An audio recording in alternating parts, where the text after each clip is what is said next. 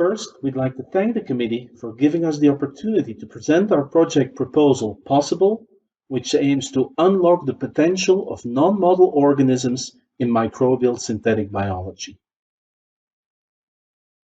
Microbial synthetic biology is arguably the most transformative technology of the 21st century, allowing us to redesign biology.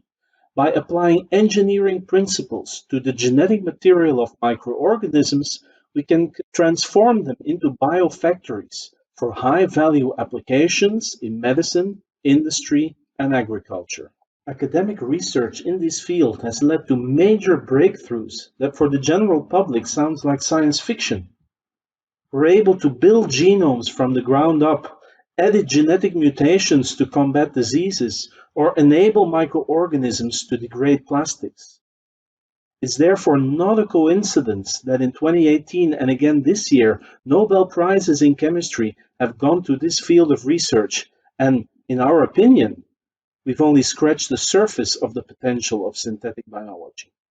A recent publication in Nature Communications highlights the SynBio centers globally, with a strong position for the Ivy League institutions in the US and within the UK. The importance of SynBio, highlighted by the EU Science Advisory Committee, is in sharp contrast to the absence of so-called biofoundries within mainland Europe. Indeed, the EU Advisory Council regards SynBio as a game-changing technology with the potential to disrupt different scientific and economic fields.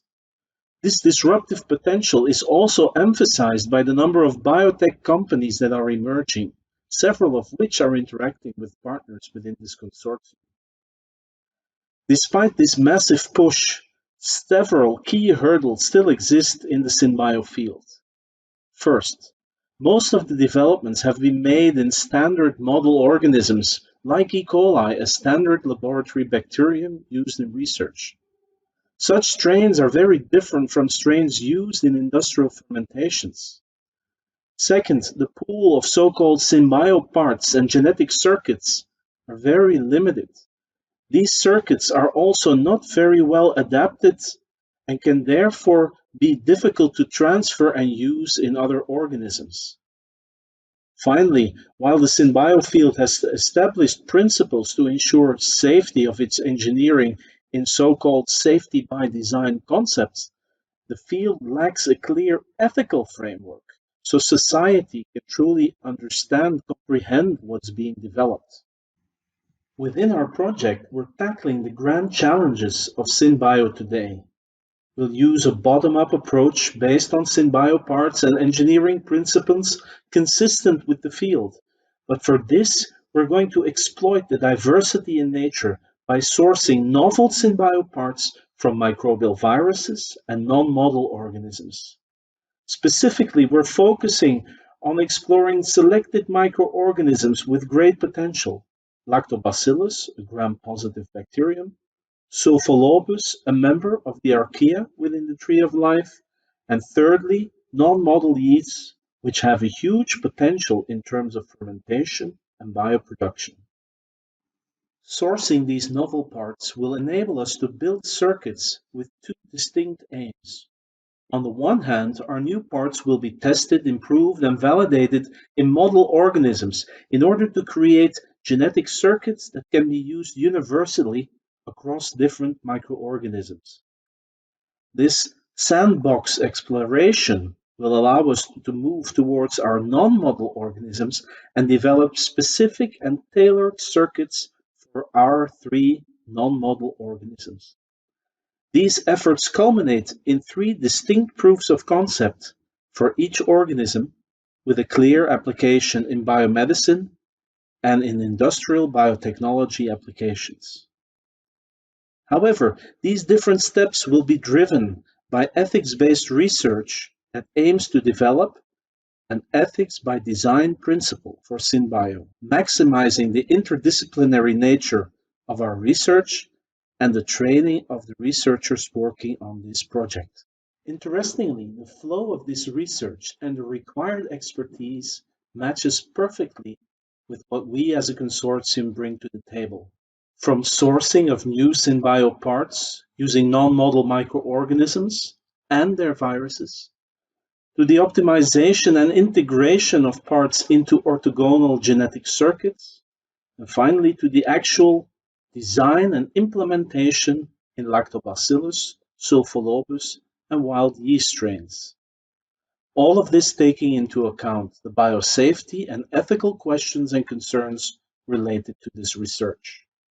We hope that the expertise of the different partners involved is evident from our scientific achievements and our capacity to manage projects of this scope.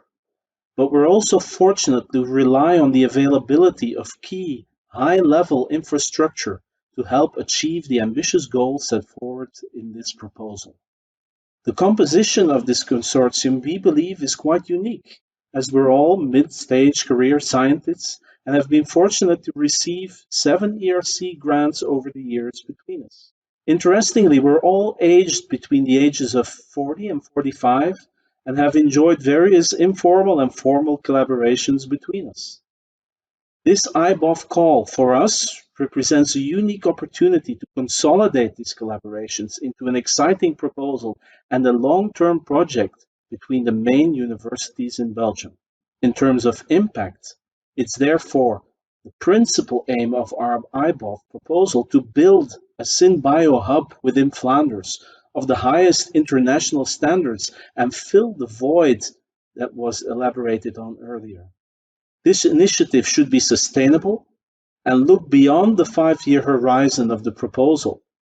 This iBOF project provides a unique opportunity to lay the foundation of this long-term vision.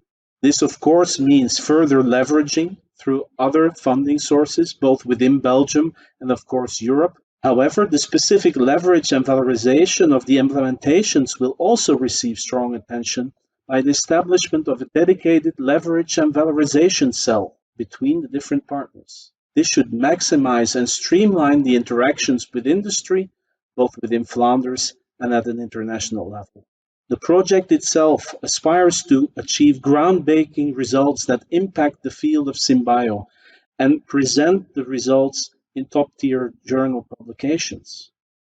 We're also deeply committed to the training of our PhD students and postdocs and immerse those people trained within the project to reflect and be guided by the values of scientific integrity, excellence, and ethics. From a societal context, we believe the ethics by design concept is of profound importance. We should engage externally to what is deemed morally acceptable. Finally, we want to thank all the committee members again and look forward to a fruitful discussion next week. Thank you.